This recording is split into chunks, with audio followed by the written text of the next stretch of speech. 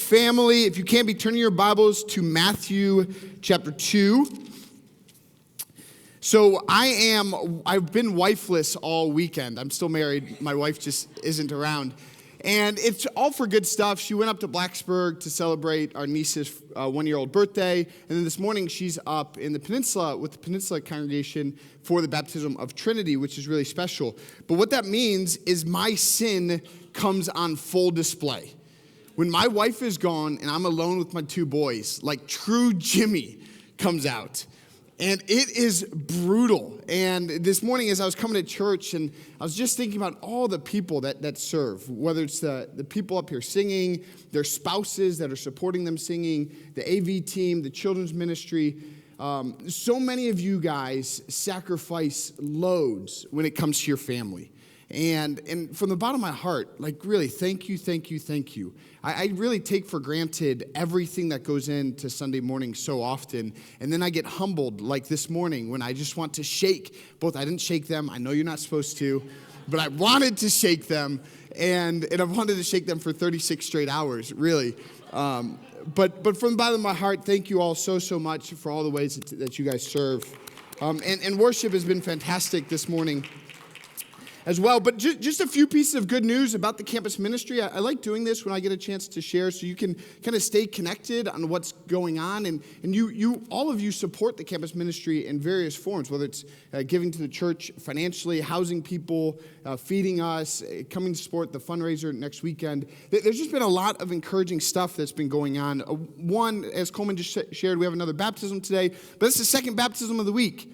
A young woman named Abby got baptized on Wednesday in the bay, in the snow. It was madness. We're going to talk about that later this morning. But also up at Hampton, God's just doing something special on the peninsula. And it really is completely God. We've had a couple people move into the area. One young man named Jacob, he runs track at CNU. He was just baptized 2 months ago up in Northern Virginia. His best friend Kevin was baptized like 4 or 5 months ago. He's here with the Air Force. There's just great things. But last Sunday during Bible Talk, Trinity got to share that she was getting baptized next weekend and that she's like growing in her obedience to Jesus, and Jesus is really going to be Lord. Well, in the middle of Bible Talk, somebody said, "Oh, I was baptized as a baby. Does that count?"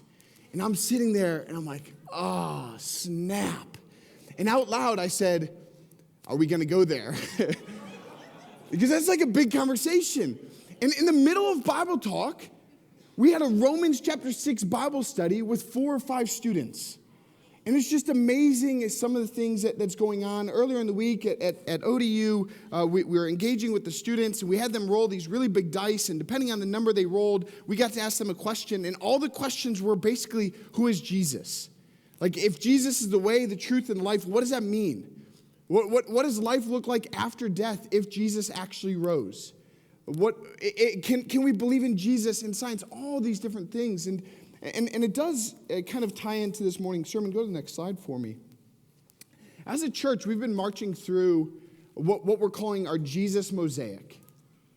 And the Jesus Mosaic is us trying to get a full picture of who Jesus is. And none of us have the privilege to be with Jesus in the first century, to hear from him directly. But we do have these eyewitness accounts, go to the next one again for me, of Matthew, Mark, Luke, and John.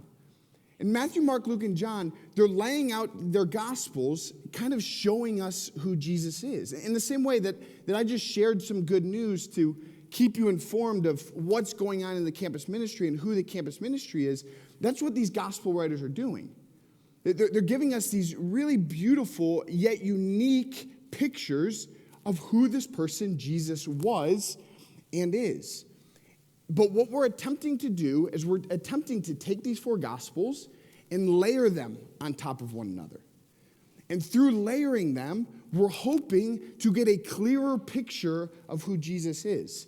And this picture behind me was actually drawn by Morgan. And this is what we're attempting to accomplish. And it's going to take a good 2 or 3 years. This isn't going to be some short sermon series. But our hope is that as we're getting our eyes fixated on Jesus, That Jesus and his Holy Spirit and his holy word are transforming you and I and us collectively into this image. That we're bearing his character and his love and his faith. And so as a church, we've been going through this mosaic. We finally have some slides to go along with it, so it's not just like mumble jumble, but we can kind of paint a picture of what we're going for. But we've been tied up in Jesus' birth for 2 months. Like, you thought we were going into Jesus' birth just for Christmas.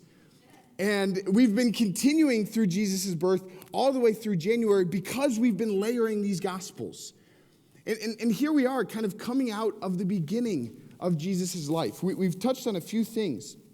We've talked about, in the beginning was the Word was with God, and the Word was God. We went through one of Jesus' genealogies, but if you put the two genealogies on top of each other, you're a little bit dumbfounded at first because there's vastly different names.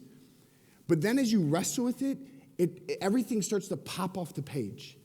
It's comparing these different lineages that lead to Jesus and these different avenues that bring us to the Messiah. And it is unbelievable. We've talked about the angel appearing and Mary's Magnificat. And our brother Will did a fantastic job covering that, by the way. And then the birth of Jesus and Jesus being presented at the temple. And here we are in Matthew chapter 2.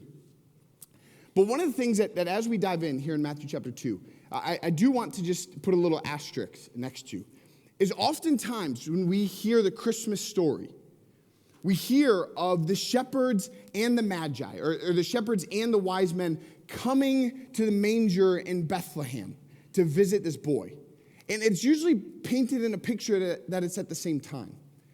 But when you dive into your Bible, you're going to quickly realize that it's not. And that's why when we covered the shepherds, we didn't cover the magi. The magi absolutely are coming at a later date. And I think we combine it just in our children's story. It's probably easier to tell the story to our kids that way. There's nothing wrong with that. I think there's something beautiful in that. But we do get a little bit more of a mature picture of this. So let's dive in. Our Jesus mosaic, Matthew chapter 2, starting in verse 1.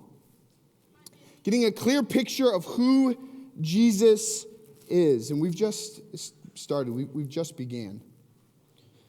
After Jesus was born in Bethlehem in Judea, during the time of King Herod, interesting, Magi from the east, they came to Jerusalem. So Jesus is born in Bethlehem, but there's these Magi that are coming to Jerusalem.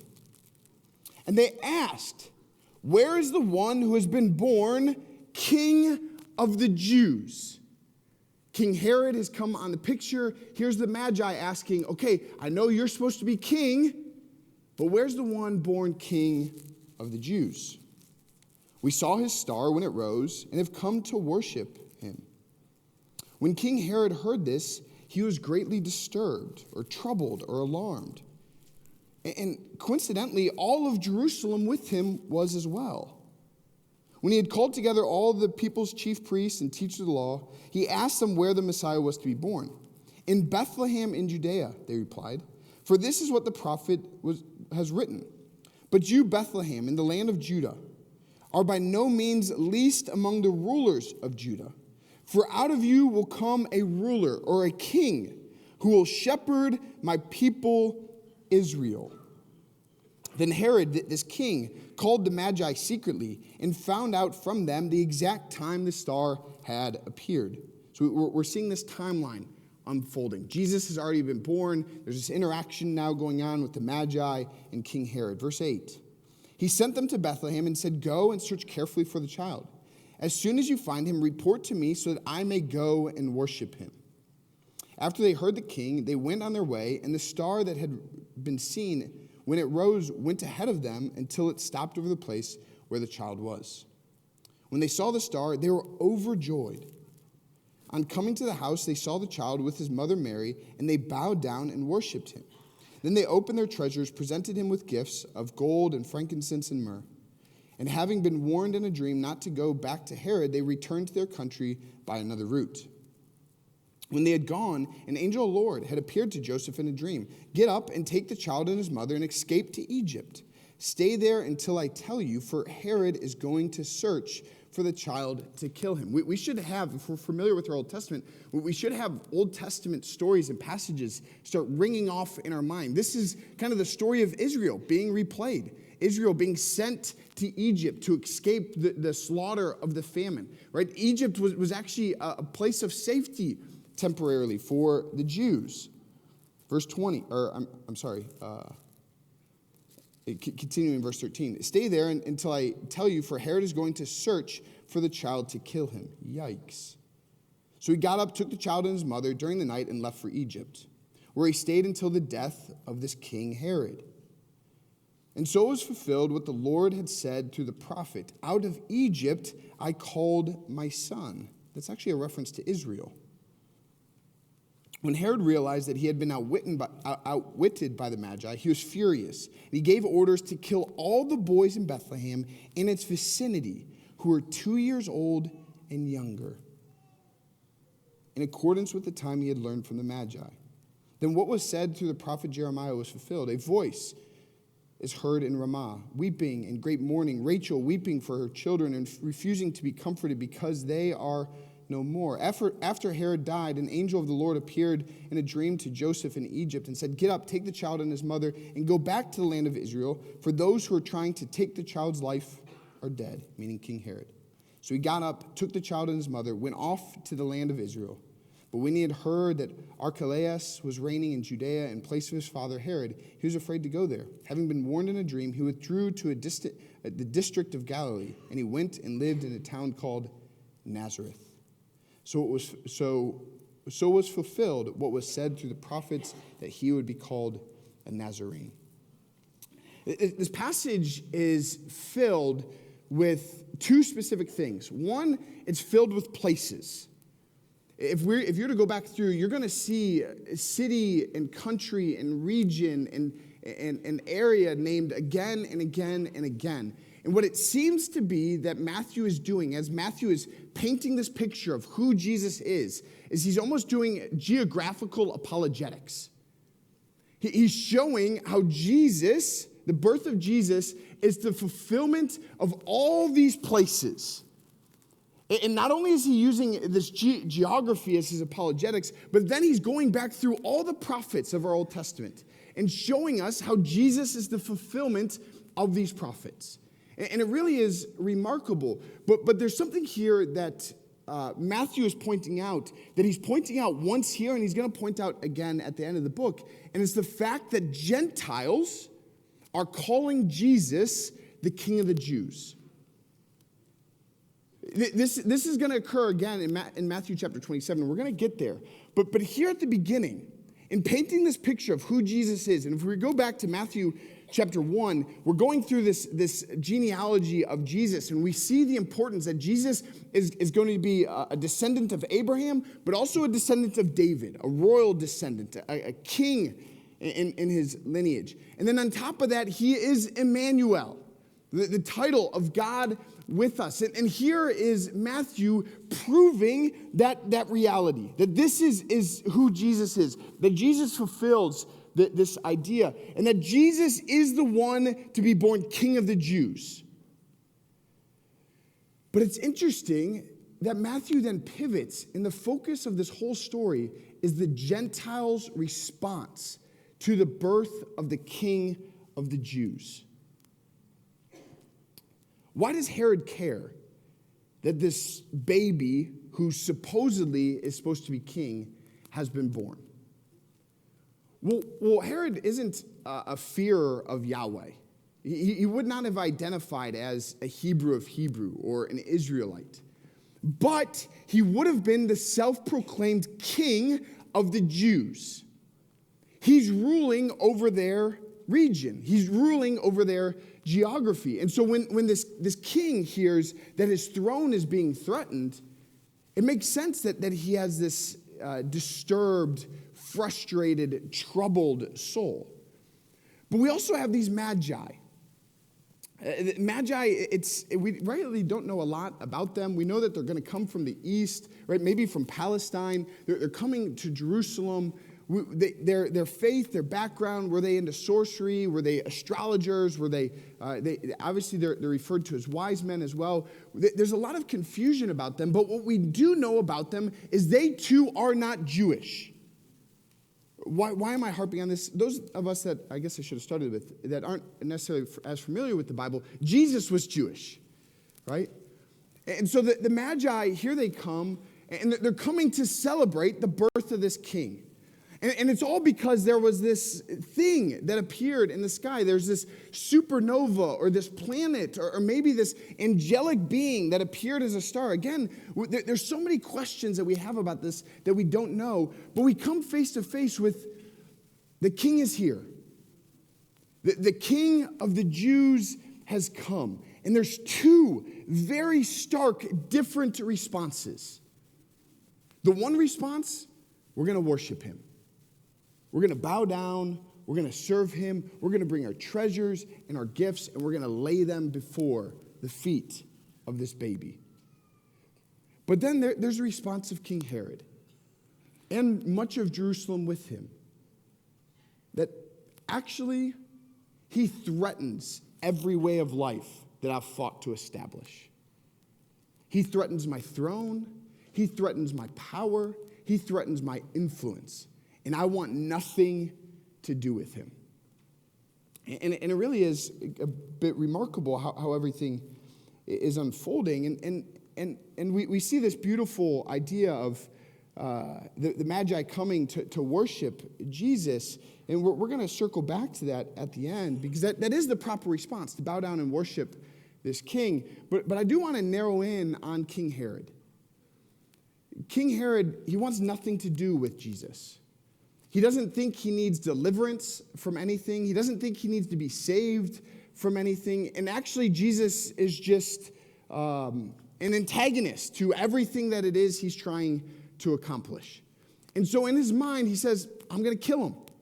I'm going to get rid of him. I'm going to manipulate the system, and I'm going to slaughter this baby. And in comes Yahweh intervening to protect his son, to protect the virgin birthed baby. And he flees to Egypt, and yet devastation occurs amongst God's people. Like if I'm living in Jerusalem, my son Luca is killed, slaughtered. There's so many children in our children's ministry gone because of this king's decision. And it's all to find Jesus. And it's a really ugly situation. And it's one of these situations that it should kind of give us pause. But I do want to just bring something to our attention. As much as we want to read this story and be angry and frustrated and ridicule and critical of King Herod, and honestly rightly so, there is a King Herod that lives in every single one of us. There is. There is this being inside of us that we want to sit on the throne of our lives. And God forbid anybody comes in and threatens that throne. And if they threaten the throne, we're going to go kicking and screaming, and we'll tear down everything else in the process. Right? And if you're like, oh, that seems a little bit dramatic, go back to 2020. And somebody just asked you to wear a mask. A mask. And we went berserk. Right? Then you start upping the notch, and somebody's like, no, I want your money. I want your house. I want your wife. I want your job. I want your boyfriend. I want your girlfriend. I want your time. I want your energy. I want your tablet. I want your screen time. I want everything that you have. Because you are not the king. I am. We're like my son when I ask him to pick up his magnetiles. We go berserk, right? And then we get a little violent. We start throwing a few elbows. Our voice gets a little bit loud. Church, we're not as far from King Herod as maybe we wished we were. King Herod, he lives inside every one of us. And many of us, at one time or another, we tried to kill Jesus. I was 15 years old when I realized I wasn't a Christian. And I basically gave Jesus the middle finger and I said, I don't care. I wanted sin, I wanted my life, and God forbid anybody was going to tell me what to do about it. And I did that for the next 7 years of my life. And many of us, right, Jesus, he came and he tried to intervene, and we said, sorry, not sorry, I don't want you. And we tried to kill him. We tried to kill him intellectually. We've tried to have these debates on why the existence of Jesus doesn't make sense, only to find ourselves grasping at straws.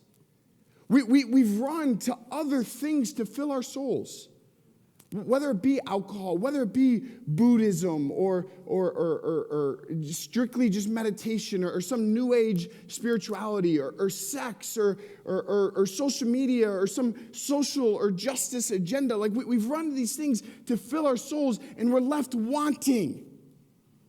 We've attempted to kill Jesus, many of us, maybe not all of us, but many of us.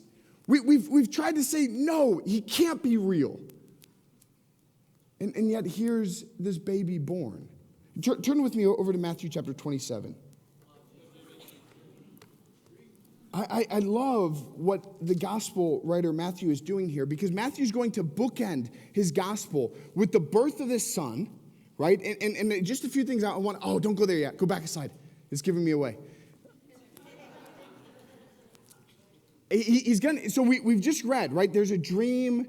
There's these people that come that offer gifts to this newborn king, right? There's this interaction between this kingly figure that has influence on Rome, and here comes the king of the Jews to take his throne amongst his people. Matthew chapter 27, pick it up in verse 11 with me. Meanwhile, Jesus, the baby born 30 years ago, Jesus stood before the governor, and the governor asked him, right? And this governor, he's simply an extension of Caesar, right? He's simply an extension of the Roman king. And he's standing before Pilate, this governor, and he says again, this is the second time in the Gospel of Matthew that it happens. Are you the king of the Jews? It's the second time that a Gentile uses this phrase. A Gentile should not care. Why does Pilate care? It should have no influence on him. If Jesus is king of the Jews, who cares, Pilate? Keep living your life. You have said so, Jesus replied. Skip down to verse 19. While Pilate was sitting on the judge's seat, his wife sent to him this message.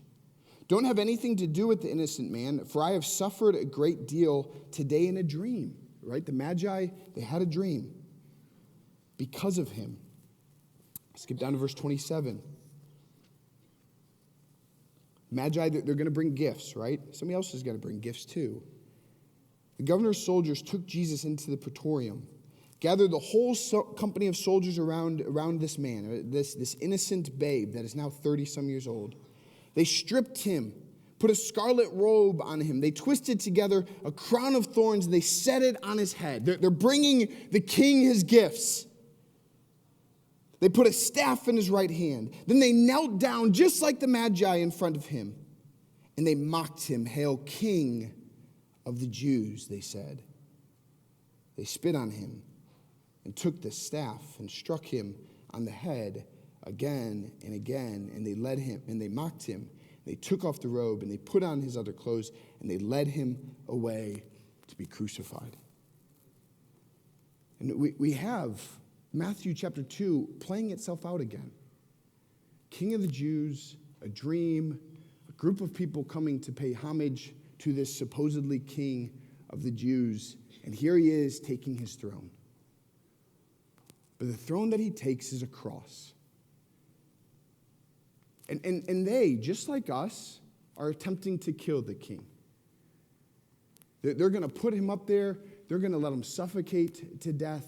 And he's going to die one of the most gruesome, brutal deaths that humanity has ever known.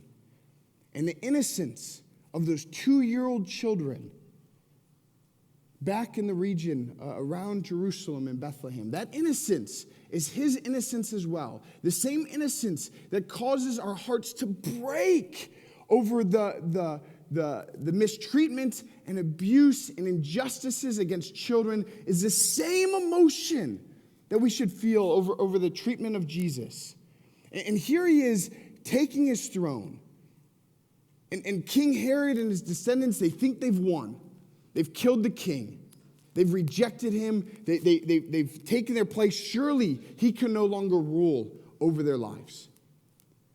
But what's so special, church, what's so special about the gospel story is when they kill the king of the Jews, he raises as the King of all kings.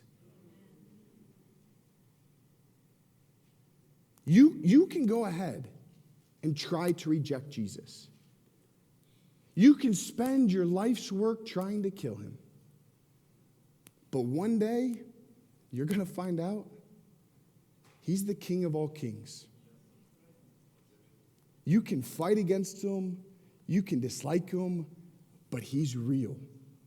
He's alive, and he is reigning forever. Jesus Christ is not just the King of the Jews. Jesus is the King of all kings. And you and I, in a really similar fashion, as Matthew chapter 2, we're faced with this massive, radical difference choice. Do I worship him as the king, or do I attempt to reject him? And I'm seriously, like, go ahead and try to reject him. That's fine. I would hate it for you. My heart's going to break for you. But you're going to find out. You are. God can't be mocked. He'll either humble you over and over and over again, but his grace is going to run after you. And one day you're going to find out. But for the rest of us, we're like, yes, I know he's the king. I know he's real. I know the tomb is empty. I know he died on the cross. I know he's the Son of God. The only response that makes sense is we worship him. We bow down before him. We fall on our knees and we bring him the greatest of gifts. Church, we've got to stop like nickel and diming Jesus. We've got to bring him everything. I love that song that we just sang. I took a picture. Were the whole realm of nature mine, that were a present far too small. Love so amazing, so divine, demands my soul, my life, my all. If you're going to claim that Jesus, the King of the Jews, is also the King of the Kings, this is the only response that makes sense. Demands my soul, demands my life, demands my all. What does that look like in the 21st century? I think a big thing it looks like is our time and our energy, church. We all love to boast about our busyness. We do. You ask anybody, hey, how's your week? It was busy. Yeah. How's work been? A lot. Right? How's things at home? Overwhelming. Right? We boast about our busyness. It's like a badge of honor. But I think our busyness is an excuse way too often to not give Jesus our best. You remember when you were really, for those of us that are married, you remember when you were really busy? Like you were overwhelmed with everything going on in your life. And then for the brothers, that girl came into your life. And she lit up your room. You're like, I don't know how this person exists. She's beautiful, she's spiritual, she's smart, and she thinks I'm spiritual. It's like you're overwhelmed. And then all of a sudden you have all this free time in your schedule to go on dates, to spend way too much money, to then spend way too much money on a ring, to reorient everything in your life to marry this woman, to spend the rest of your life sacrificing and serving and giving yourself over to her again and again and again. It's the relationship with Jesus and the church. Church, we've got to stop shortchanging Jesus. We've got to stop making these excuses that I'm too busy to give Jesus my best.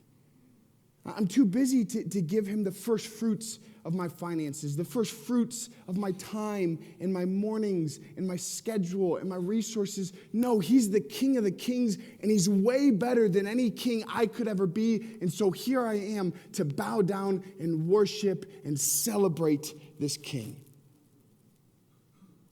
It's the only response, church, that ever makes sense. And that's the theology of baptism. That's the theology of Romans chapter 6. Romans chapter 6 is, oh my gosh, this is real.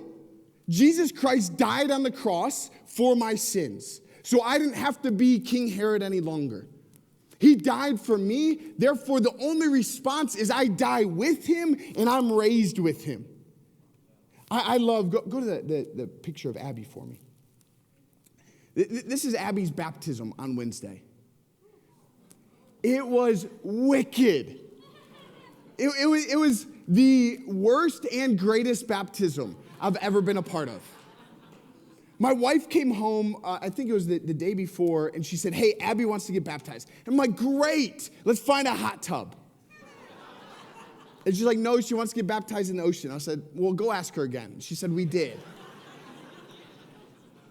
And I was like, oh, great. Well, you and Morgan and Deanna, you guys can get in the water and baptize. You've been studying the Bible with her. She's like, no, I'm pregnant. Morgan's pregnant. Can you do it?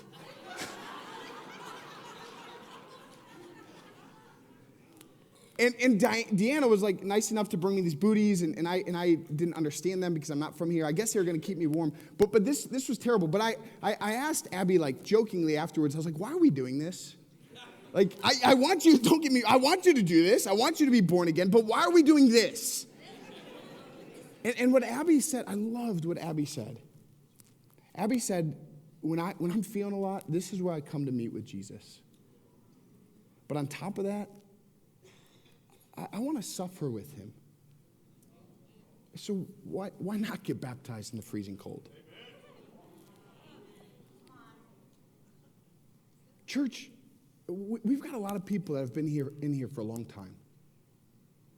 You too had that exact same response when you got baptized. Do you still have it today? Do you really believe that life to the full is found in suffering with Jesus? Do you really believe that Jesus, as the King of Kings, is better than you being king of your own life? I know we do, right? But I think we've got to get back there. For those of us that aren't yet Christians, this is my plea for you. I know I can't convince you, and I'm actually really grateful that I don't have that power.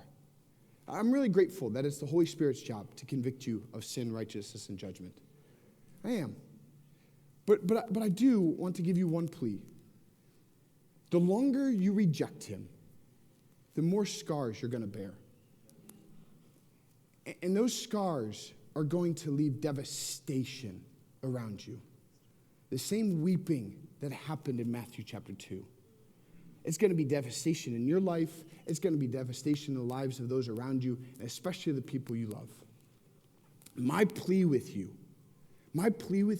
is you just give Jesus a chance. That you leave here, you make the decision that I'm going to figure out how to worship this king. If this guy is as real and alive as Jimmy says he is, I'm going to figure it out, and I'm going to get in that water, and I'm going to die one day really soon as well. And I'm going to be raised to this new life so I can experience this kingdom that Jesus came to establish. Because, church, we're not just waiting to go to heaven. We're bringing the kingdom of heaven to earth today. And we're experiencing that again and again and again. And so I think the challenge is simple from this passage.